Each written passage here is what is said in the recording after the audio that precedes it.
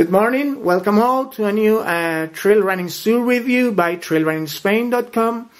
Here we've got the very first model by Adidas trail running for the Boost, cushioning system, which has, of course, achieved true fame within the road runners, and is now trying to make its debut within the trail running community.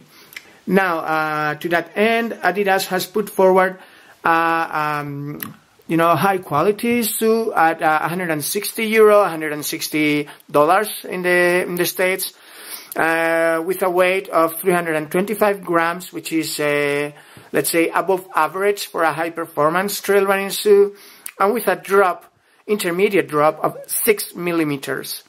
Now, if we look at the general shape of the shoe, we come across a very consistent continental sole with prominent lugs, which are widely spaced, and within our first testing have proved to be extremely reliable and trustworthy, whether you go on rocks or mud or wet grass whatsoever.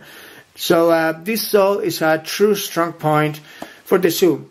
However, even though the Boost behaves properly enough in terms of cushioning, the shoe still needs some to work on its reliability in terms of the sideways twist, which is slightly too easy for technical terrain, does not deliver as it should do.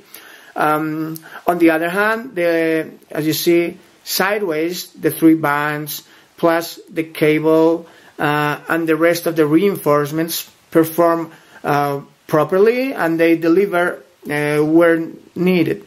Now, as for the strong points within the market and the alternative, it is a very, very well-behaved shoe when you tackle steep descents. If you go into, let's say, muddy trails, rocky cracks, whatever, you will feel extremely confident, extreme, good traction, twisting, everything will be, there for you to move on at top speed if you feel like. However, in terms of the fitting, there are a couple of points that must be made out. Even though it's this kind of slim, long fit, as you see, a narrow, long fit, as compared with, for example, the Cascadia Saga or other top sellers like New Balance Leadville, for example. It's a narrower shoe and longer shoe, still stays true to size. The advantage of that is that you've got a wide toe box alone, and it will be very, very difficult to get black toenails, even if you go downhill and crashing it. Still, the shoe will protect you nicely in those terms. But the way the heel cap has been built up is not quite up to standard, to be honest. It did allow for some movement over here, which resulted in blisters, and we're talking 6-mile, 10-mile trail runs. Just think of what would happen if you don't, really break the shoe in for a alpine marathon or ultra running. So, pending further development within our test, in-depth reviews, with the first 30-40 miles logged in, the shoe has clearly some ups and downs. Good shoe for technical descents,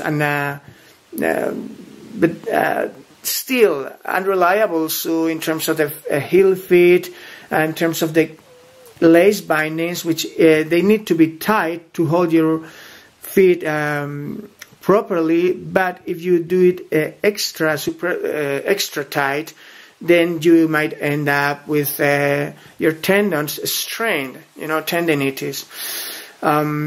In terms of the market alternatives, there are 2 alternatives for those of you who want slim, long fit and technical soles to handle rocky or muddy terrain, you've got the North Face, Mountain Ultra, as you see, similar profile shoe, similar designs in all terms, similar reinforcements, up front, in the back.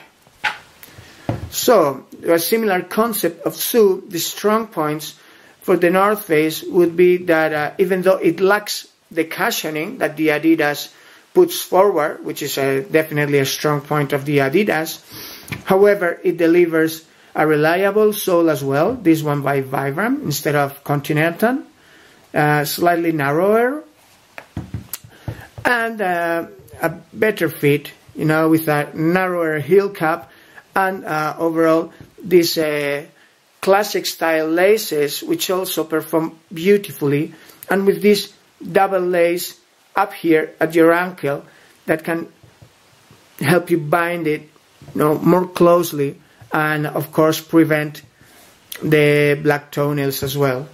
But this North Face is around $300 cheaper, 30 grams lighter, and a drop of 8 millimeters versus the 6 millimeters. So yes, this is one tough competitor for those of you who like this kind of fit. And for those of you who are in love with lace bindings, well, there's another killer competitor, perhaps, which is the Dynafit Feline X7, new this year, this 2015, with the BOA system, which provides two advantages over the traditional neck, quick laces, which is one is that, as you see, you clip it and then you start tensing it, and as you tense, it tenses evenly all through it. Plus, on top of this, Dynafit has provided an extremely well cushioned tongue here, so you may, push and push as much as you want, and still your feet won't get hurt, and you will be able to bind it as closely as a ski boot if you want. In terms of the protection, of course, the Adidas is nicely protected, but the Dynafit is superbly protected in terms of tackling extremely rocky terrain or scrambling even to third or fourth degree in a climbing scale. The Dynafit is more reliable, also more trustworthy in terms of the lateral twist, for the same price. Both retail for 160 euro or dollars. It is also lighter. It's below 300 grams versus the 325, 10% difference almost. And it also has an 8 millimeter drop, much like the North Face before. So, the future looks good for the Adidas trail running catalog, with the arrival of Boost combined with Continental soles. Yes, it will be a wonderful team. However, perhaps in this very first model going into the mainstream, there's still things that ought to be fine-tuned. And we will come back once our in-depth test review with over 200-300 miles has been finished. But first impressions are mixed, I must say. Thank you very much for this, for your attention. See you